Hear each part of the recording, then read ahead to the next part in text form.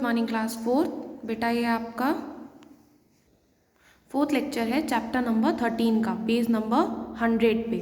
ठीक है, लास्ट हम लोगों ने इवेपोरेशन पढ़ा था, अभी हम लोग पढ़ेंगे कंडेंसेशन। ठीक है, the change of water vapour into water on cooling is called condensation. क्या है बेटा कि जो चेंज है वाटर वेपर, मतलब जब वाटर वेपर को हम कूल करते हैं और वो वापस से लिक्विड वाटर में कन्वर्ट हो जाता है, तो ये जो प्रोसेस, ये जो चेंज है, इसी को हम बोलते हैं condensation. Take a glass tumbler filled with chilled water and leave it on a table for a few minutes. बेटा आप क्या करिए, आप एक ग्लास लीजिए और उसमें आप क्या करिए, आप उसमें चिल्ड वाटर मीन्स जो ठंडा पानी होता है उसको रख दीजिए। ठीक है, और कुछ टाइम के लिए उसको छोड़ दीजिए। Tiny drops of water will appear on the outer side of the bottle. तो क्या होगा कि जो बॉटल है या जो भी ग्लास आपने जिसमें पानी रखा हुआ है, उसके साइड पर, उसके सरफेस पर छोटी छोटी छोटी छोटी वाटर की ड्रॉप्स आ जाएंगी। वाई मीन्स क्यों?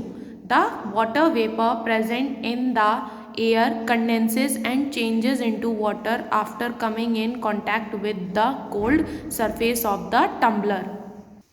तो क्या होगा कि जो मतलब वाटर वेपर प्रेजेंट है आपके एयर में, आपके एटमॉस्फेयर में, वो कंडेंस हो जाएंगे और वाटर में कन्वर्ट हो जाएंगे। कब? जब वो उस ठंडे सरफेस के कांटेक्ट में आएंगे। तो वही जो वाटर वेपर वाटर में कन्वर्ट होते हैं, उन्हीं की ड्रॉपलेट्स हमको दिखाई देती हैं। ठीक है, नेक्स्ट है आपका रेन मीन्स बारिश। Water of the rivers, lakes and seas and oceans turns into water vapour due to heat of the sun. क्या होता है बेटा, जो आपकी वाटर बॉडीज़ हैं, जैसे कि रिवर्स हैं, लेक्स हैं, सी हैं या ओशियंस हैं, तो इनके जो वाटर होता है वो किस में कन्वर्ट हो जाता है? वेपर में। किसकी वजह से? सन की हीट की वजह से। The water vapour is absorbed by the warm air and it rises up. तो क्या होता है फिर, जो वो वाटर वेपर होता है वो ऊपर की तरफ जाता है और जो वार्म एयर होती मीन्स जो गर्म हवा होती है वो उसको एब्जॉर्ब कर लेती है। The air cools higher up in the atmosphere and the water vapour condenses into टिनी drops of water. फिर क्या होता है कि बेटा जो एयर होती है, जब वो एटमॉस्फेयर में काफ़ी हाइयर पॉइंट पर होती है तो वो कूल हो जाती है, जिसकी वजह से जो वाटर होता है, वाटर वेपर होते हैं, वो कंडेंस हो जाते हैं और वाटर की टिनी ड्रॉप्स में कन्वर्ट हो जाते हैं। These drops join to form bigger drops called clouds। और ये जो drops होते हैं ये फिर आपस में जुड़ते हैं और बड़ी बड़ी drops बनाते हैं, जिन्हें हम बोलते हैं clouds।